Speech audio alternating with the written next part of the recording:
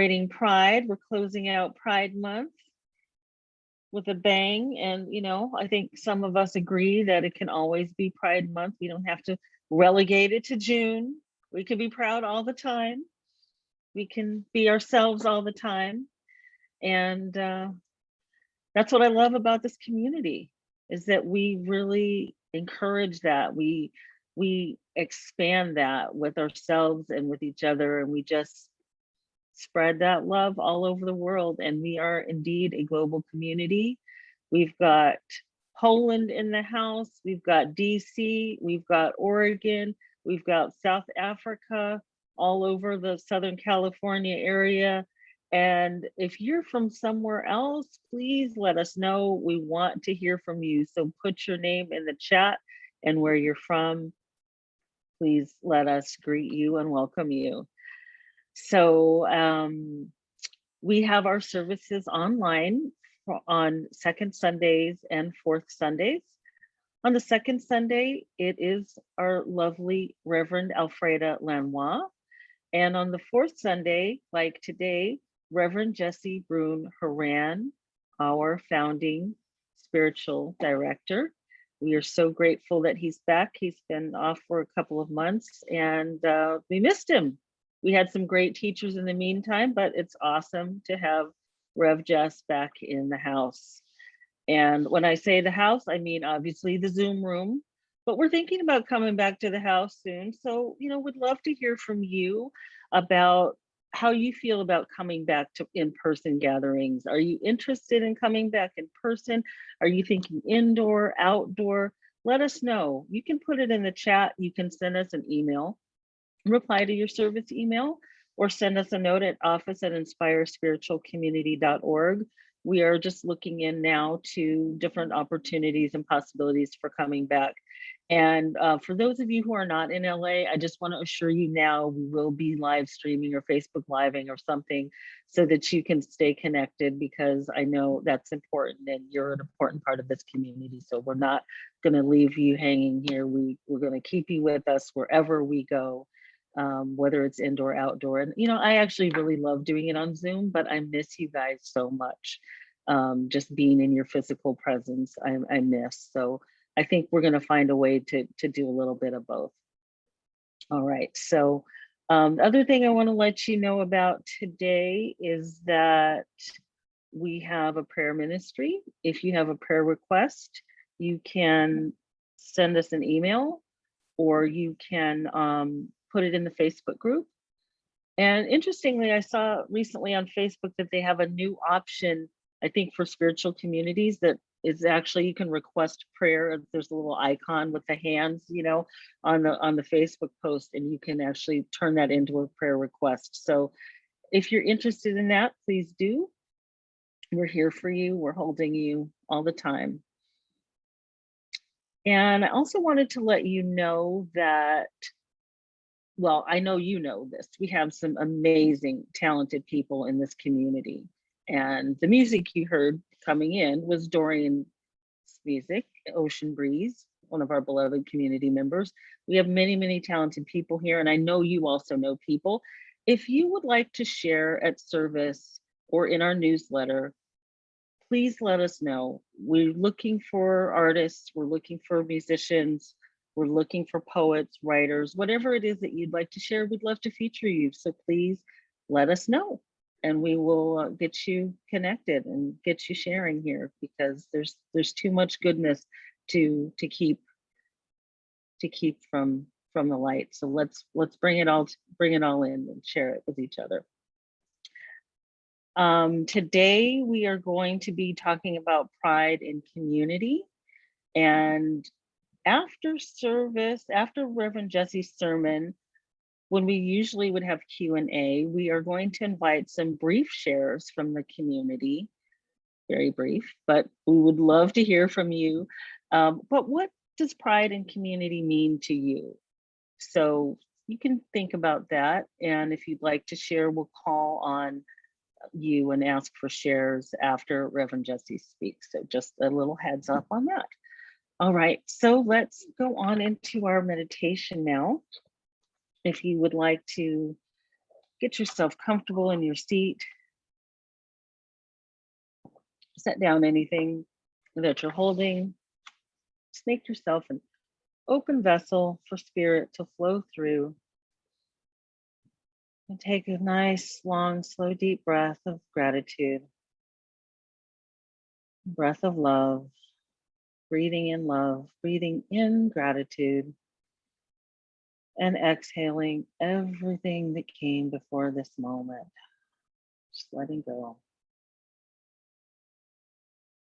And as you continue to breathe and relax, just releasing any worries or concerns,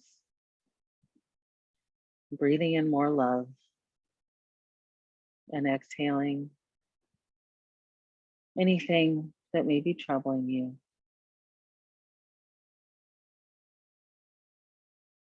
And let us imagine a small ball of bright white light rotating clockwise in the center of your chest.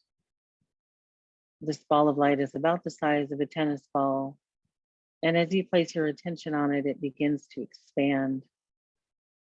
Beautiful white light filling your chest, flowing up past your shoulders into your neck and head. White light expanding and flowing through your body, down into your arms and hands and fingers. Expanding, filling your torso, flowing down through your hips into your legs, knees, calves, ankles, feet, and toes. Your entire physical body is one with this light.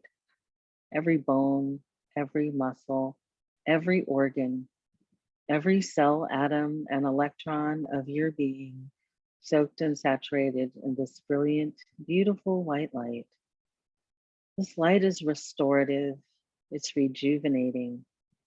It raises your vibration to its natural state, a high frequency of divine love. And let's just take a moment to feel the effects of this light on your body. The light expands beyond the body into your energy body, creating an orb 3 feet all around you. It fills the room you're in, fills the building you're in. And it can't be contained. It floods out into the street, filling your neighborhood, expanding, expanding, expanding, going into the ocean, and enveloping the entire planet, uniting every living being. Collectively, we see the planet surrounded and enfolded in this light. We recognize our oneness with God, with each other, and all of life. So let's just sit together and breathe in this light, send love to ourselves, to each other, and to the planet.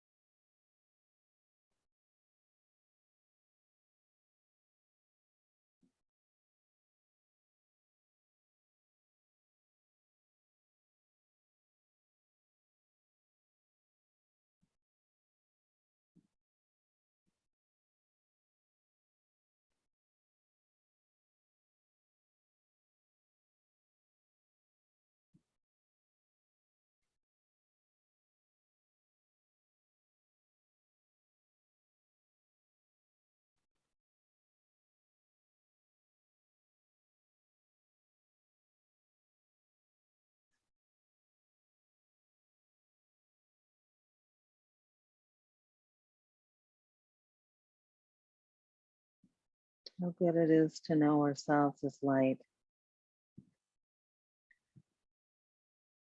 Mother, Father, God, divine love, all that there is, we are so grateful for this moment, right here, right now, to join together in community in our beloved Inspire spiritual community. So grateful that wherever we are, Inspire is, wherever we are, love is, wherever we are, God is, and that's all that there is. And so we open ourselves up to a divine expression, a divine appointment. I'm so glad that we have all agreed to be here together now. And we know that this is the perfect configuration of souls to join together, to share a message of love, of peace, of hope, of freedom, of joy, and of pride. And so we just stay open to all of the possibilities and opportunities that exist here now, releasing any concerns, any fear, worry, or doubt, anything that would keep us from being fully present. We place it on the altar. We just allow Spirit to take it over. And we bless the service. We know that it is perfect. We bless every person speaking, every note of music, every thought, every prayer, every word. It's grounded in love and spirit, knowing that it is shared and received with love, perfectly configured for each one of us to take in, absorb, and share with everyone else that we meet, because we are one, we are connected, we're always connected. And so we trust this, we know this, and we give gratitude for this. We release this word, we allow it to be, and so it is. Amen.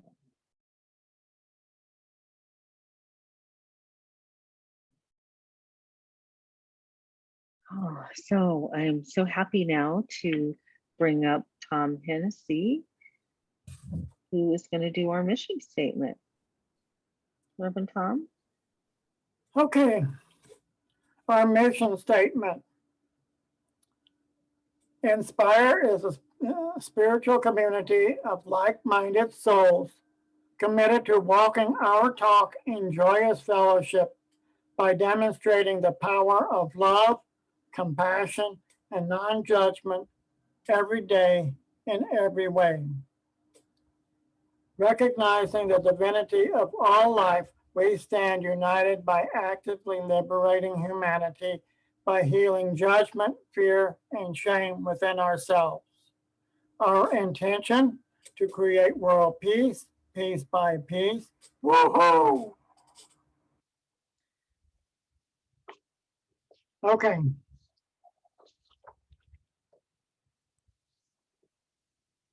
Today marks 52 years ago today of the Stonewall Riots in New York City. Today was a day I remember earlier in the day with the funeral service from the Judy Garland from St. Patrick's Cathedral.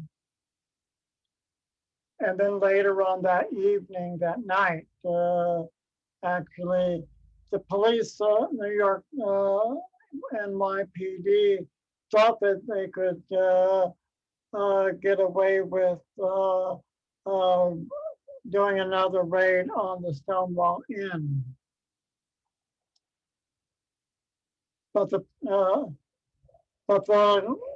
people inside, the drag queens and the other people, just simply were not having it. So they did a riot. So for over the course of several nights, and the police being locked into the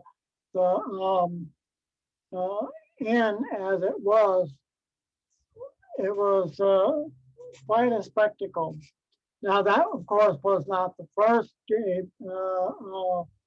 that people started rioting, started pushing back on the police. But that was the one that sparked the movement of the gay pride. And now is celebrated in many countries all over the world. And with New York and Sao Paulo are rivaling it out, I guess, for the largest gay pride festivals. But anyway, for me, community has always been part of the gay pride celebration. And I've always been, since I moved here, and my first gay pride festival was actually in 1993, and I haven't missed any until the 2020, when they didn't have any, or in 2021. But it's always been about that community, that camaraderie, knowing that you were free those days, if nothing else, to be yourself, to be able to be free, be authentic, be who you are. And this, to me, is what gay pride is. It's that celebration of being who you are, being out and proud in the community, and being able to do that in a safe environment.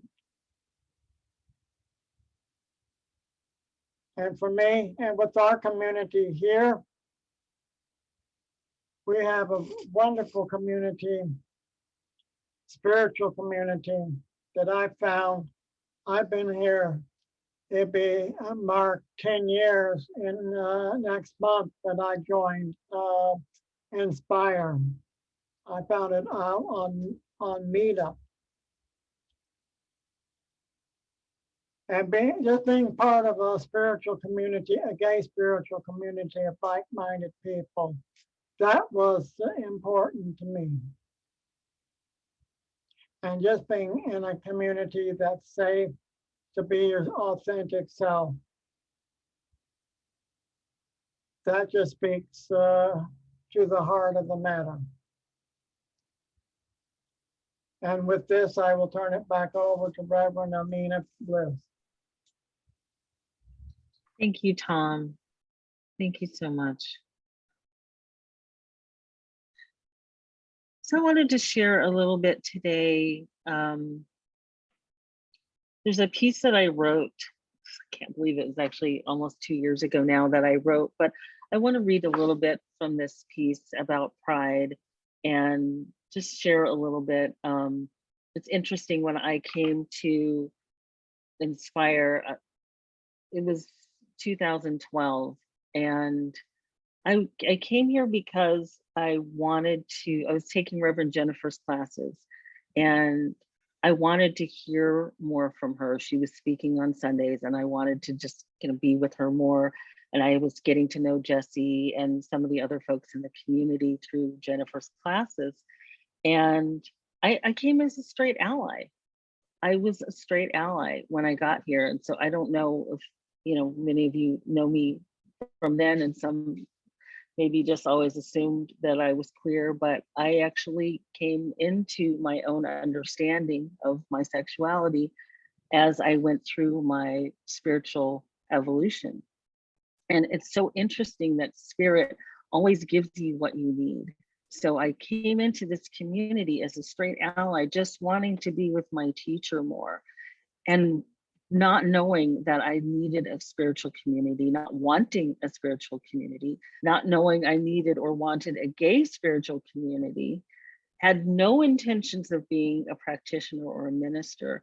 And all of this just started to unfold effortlessly and very naturally as I, came more into myself, into my true nature, just by being in spiritual study and in contemplation. More of myself was revealed. And I find it so amazing that, we always get what we need. And this community has been just absolutely transformative and amazing for me personally, and to be a part of sharing that with so many people. So to me, when I think about pride, what is pride? And I've got a PRIDE. So personal, radiant, identity, divine expression. Pride is accepting and loving yourself completely as you are. Pride is shining your light, standing tall, authentic, and courageous. It's knowing who you are and standing in that truth. Pride is leading by demonstration. Pride is celebrating your individualized expression and the collective expression of all members of the LGBTQIA plus community. Pride is supporting and lifting up those who are questioning or feel insecure about their sexuality or gender identity. Pride is making space for everyone in the circle. Pride is living and loving out loud, unapologetically, in full color. Oh, thank you. Thank you so much. It's been too long for sure. If you can tell by the bags under my eyes, that's any indication as to what I've been up to. I started a new job, job, which I actually adore, and it's one of those like experiences where the job is so abstract that it was literally like tailor-made for me, but they didn't know me. So it was like the job that my boss, though she would never identify as my boss, but my boss like we had just connected in some capacity, and she wrote a job description as if it was my professional biography.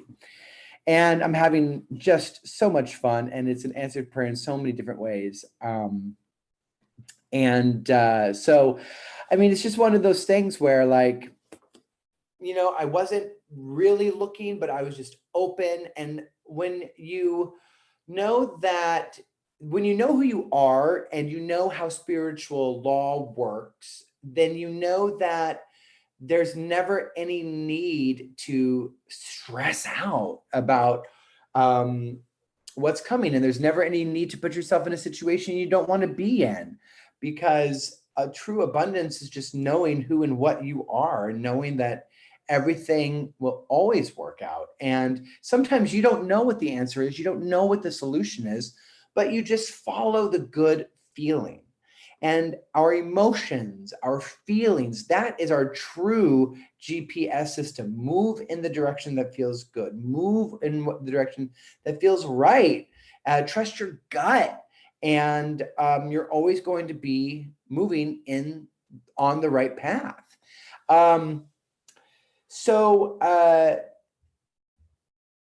Pride.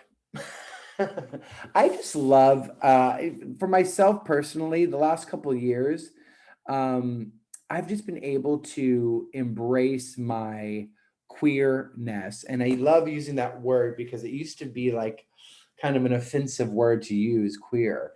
But now it's like one of those, like so many other words in the LGBTQ community and other communities that have moved through the experiences of oppression. And, you own some of the words that were once used to belittle you, to keep you down. You own it and you make it something else, which just shows sort of the reality of those things, and the realities of a lot of the institutions and structures that we've built. Like it is what we make it. It gets to be whatever we make it to be. We get to decide what anything is, including my life, including what I stand for. And Pride is an interesting time because it is a month that we dedicate to just celebrating one aspect of who and what we are. But it's an opportunity for us to really contemplate, I think at least, the power in that practice, the power in the practice of celebrating your authentic expression, celebrating unapologetically how you have manifested in this life experience, how you show up, what you love, what you taste, what your preferences are, how you choose to just express out in the world and the communities in which you roam. It's a beautiful, beautiful thing. And that's the spiritual path. It's the path towards self-celebration, towards expressing and celebrating the truth of who and what you are. Because once you know who you are, you realize that there is nothing missing from you, that we are always in a ongoing experience of evolution. And by evolution, I mean of awakening, of learning more and more who we truly are. And if you are courageous enough, and I say courageous because it is the opposite of what we've been taught. We've been taught to move in the direction that logically makes sense, right? But in many ways, the direction that is logically makes sense only logically makes sense because it is a structure that has been built for us by other people who want to keep us in a specific category, on a specific path, doing a specific thing. And so when you realize that you are endless potential, that you can do and be anything that you'd like, then those sort of barriers, those limitations are just busted wide open, and you realize I can do whatever I want.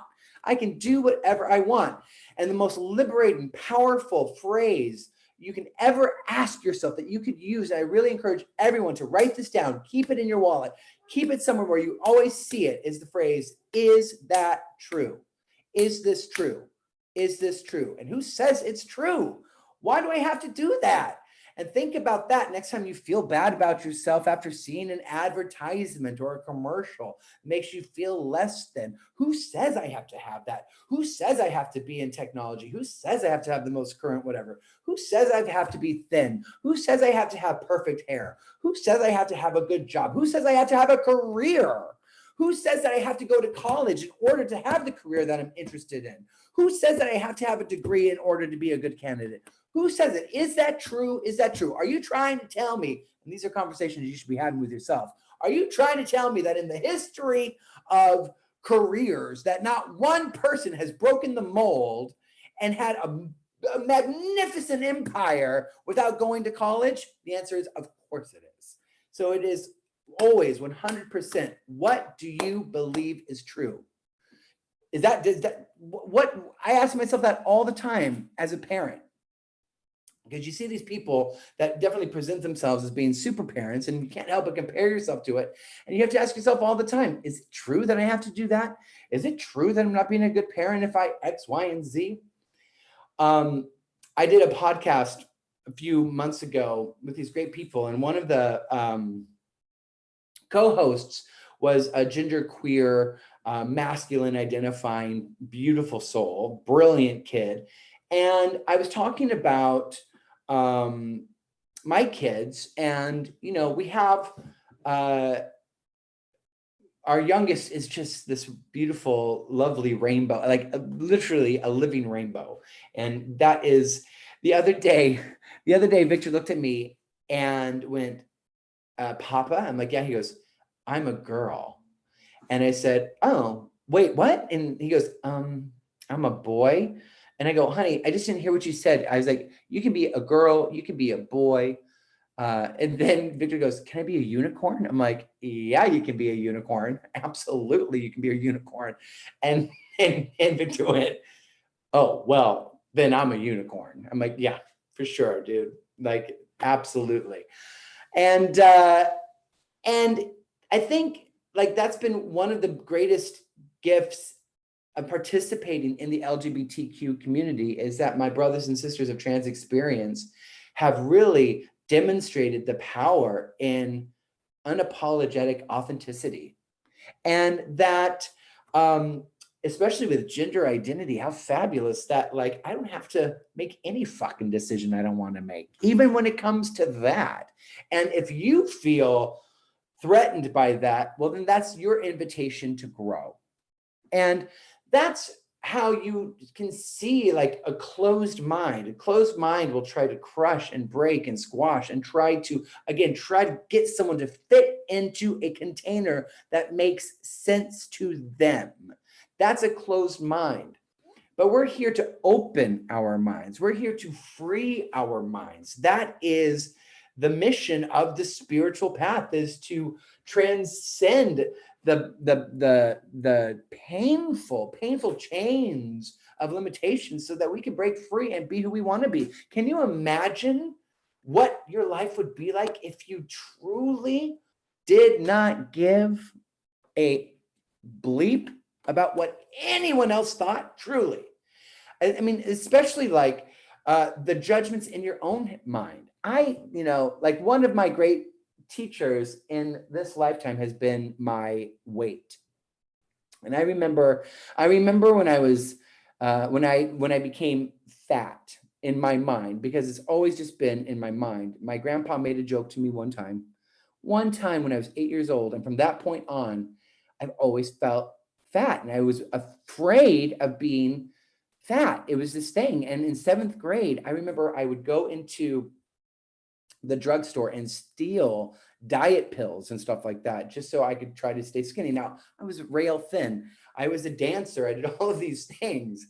But what was interesting and how it sort of played in my life, and especially now, because I still recognize the voice, and luckily I recognize the voice, is that, right now in my current situation, I work full time, then I come home and I have a 3-year-old and a 5-year-old. And, it's very rare that I have any extra time to exercise, to do anything, to sleep, let alone, exercise. And so I had to come to a point, and it was a really loving thing for me, where I decided one day, I was looking in the mirror, I got on the scale, and I was like, you got to lose weight. Oh my God, you have to lose some weight. And I stopped and I was like, what if I stopped saying that to myself? What if from this point on, my practice is just absolute radical acceptance and deep self-care and understanding for where I am now? And it kind of opened up the opportunity for me to ask, well, what else do I think needs to happen in order for me to feel at peace, in order for me to feel happy? And that's what I'm opening up the question for you is, what do you believe needs to happen so that you can be 100% unconditionally happy? What needs to happen? What conditions have to change so you can be happy? And then I invite you, after you contemplate that, to then insert that question that I offered you before and ask yourself, is that true? Is it true that you have to be a homeowner in order to be happy, or to prove that you're successful, or to prove that you're, a responsible adult? Is it true you have to have a savings account or a 401k in order to really feel like you're on the right path? Is it true you have to be completely out of financial debt? Is it true that you have to be a certain weight or a certain height, or have a certain body mass index? Is it true that you have to be in a romantic partnership? Is it true that you have to have a certain job title or a certain degree or a certain whatever? What are the conditions that you are placing on yourself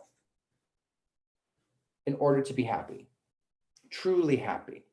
What if we were able to truly adapt the practice of honoring our current state of evolution, our current state of awareness, and just celebrate where we are right now, knowing that where we are right now is exactly where we need to be, and in embracing this moment, the perfection of this moment. And you can be living in your car and decide that this moment is perfect. Because when you live without judgment, then you are free. Because let's say you're living in your car, and you can ask yourself, I'm living in my car. Does this mean I have to suffer? Is it true? Is it true that I have to suffer because I'm living in my car? What does it mean that I'm living in my car? What story am I telling myself about living in my car? Is happiness possible while being in this situation? Is it? And the answer that you can always get back to when you do enough digging, when you do enough peeling away the layers, when you do enough forgiveness, is of course it is. Of course it is. One person may see living in their car as being hitting rock bottom. Another person may see it as complete and total freedom, endless possibilities, the beginning of a journey that can take you in countless directions.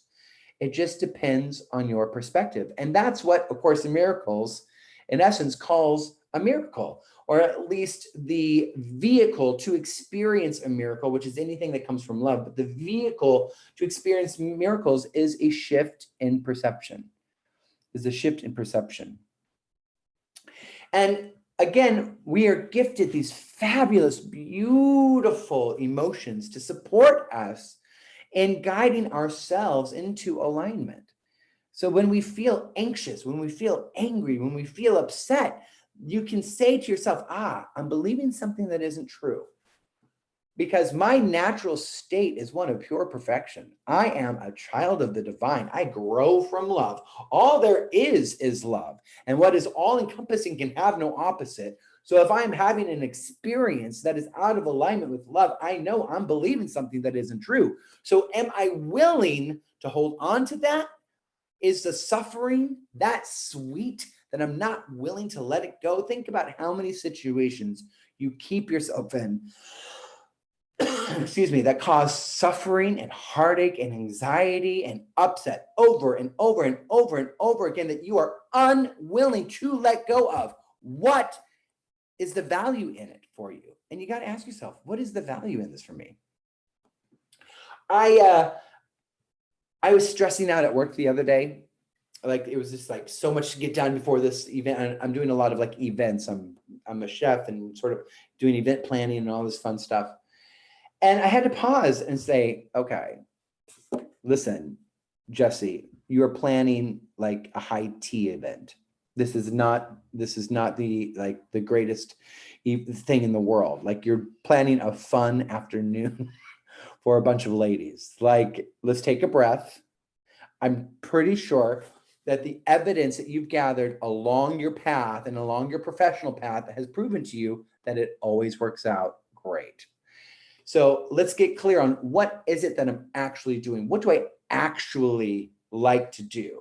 And I really thought about, well, what is my actual job? What brings me joy? How can I align with this so I know that I am living in purpose? And I realized I love to create experiences where people feel great. I love to make other people feel like the center of the world. I love to make people feel special and seen and celebrated. I love creating experiences where people feel taken care of and nurtured and loved, and where people can just have fun and be playful. I love creating atmospheres and environments that give people the freedom to do that. I love to make people laugh. I love laughing with people. I love telling stories. That's what I do professionally. That is my job.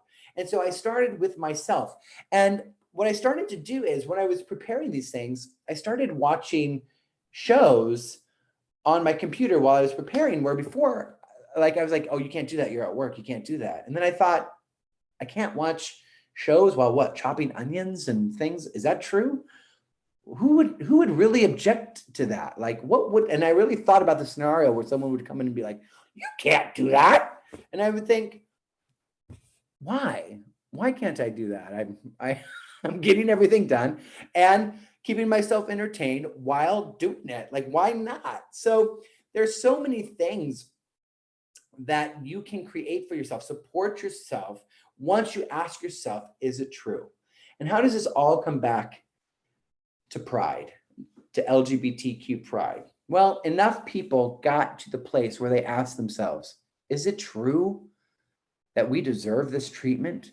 Is it true that we are less than, that we are degenerates? Is it true that there's something wrong with us mentally? Is it true? And enough people got to the obvious conclusion of absolutely not. Is it true that we deserve the same respect that other tax-paying adults are entitled to? Yeah, absolutely.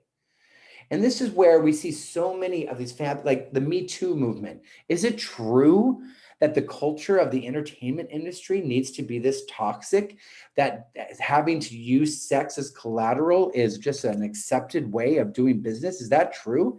Does that need to happen? No, it doesn't. Is it true that I just need to suck it up and just accept that this is how it is? No, it's not. Is it true that I deserve respect and to be considered to get paid what my male counterparts are getting paid? Yeah, absolutely. Hold on one second. Yeah, baby. You can have a sip of water. The unicorn needs water. Go ahead. You want to say hi? Yeah. You want to say hi? These are your peeps. Come say hi. Hold on. Okay, ready? Want to say hi? Come here. Oh, okay. 1, 2, 3. Say hi. Look at all those people saying hi. Hello. Hello. Yeah. Oh, you're being shy. Do you want to say anything? No. Do you want to sing? You want to sing your song for them? Are you sure? You have a beautiful voice. All right. Okay. You keep playing. I'm almost done. You want to show them your new thing? Your new thing? We're traveling tomorrow for the first time on a plane. So my husband said, under no circumstances are we going to get these children computers or tablets. And then I went immediately and got one because I'm committed to my peace of mind. and that is marriage. Good balance. Yeah, it's pretty cool. Listen, hey, I got to finish up my talk, okay? Can I have 2 more minutes? Okay, here. So, have a sip of water. Have a sip of water.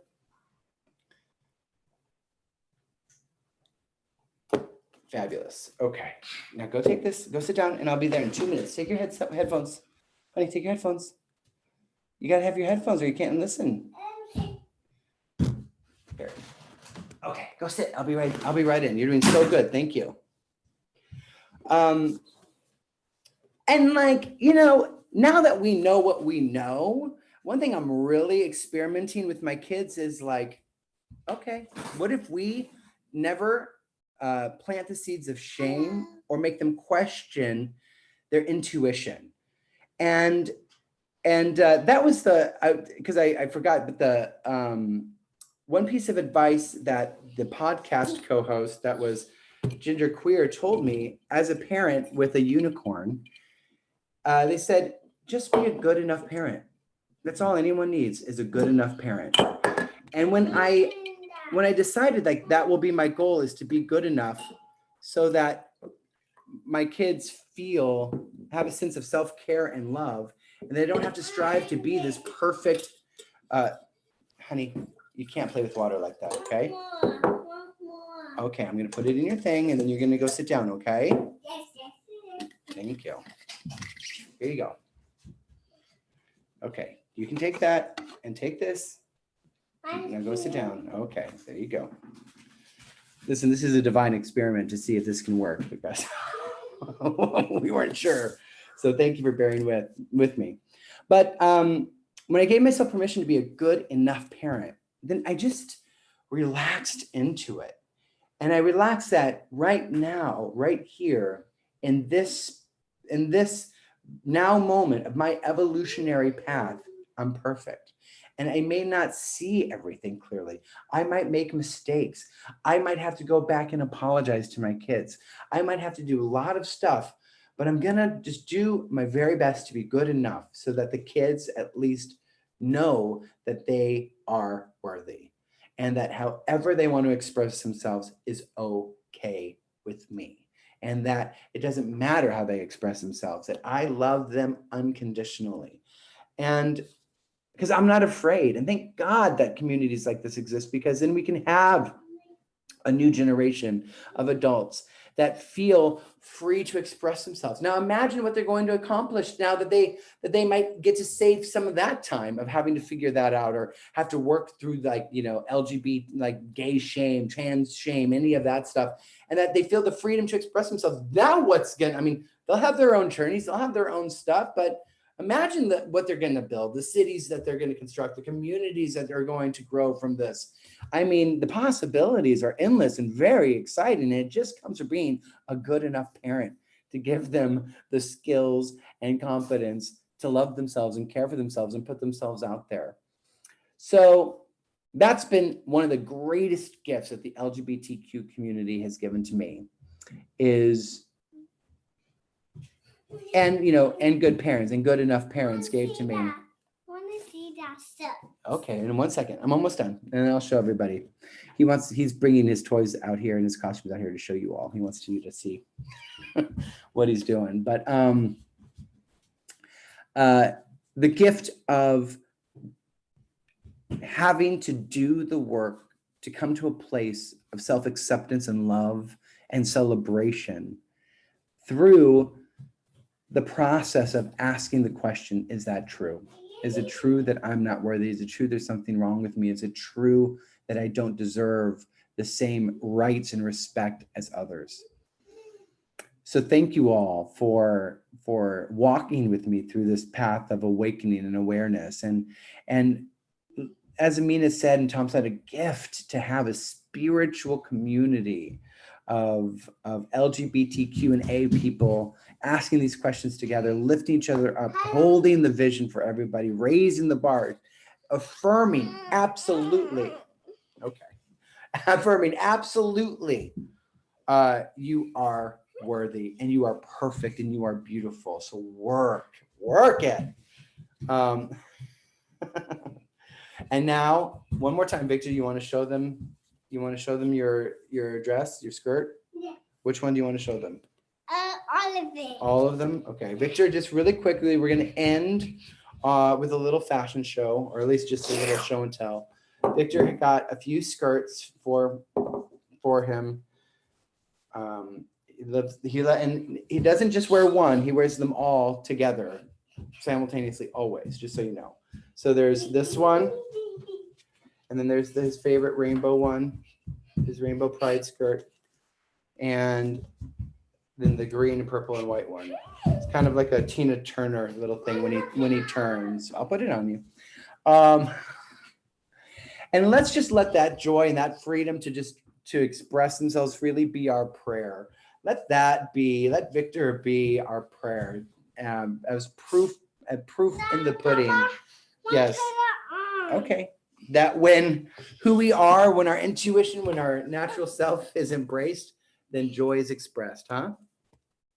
I love you all. I am just so grateful for you. Thank you so much for letting me have a few moments to share.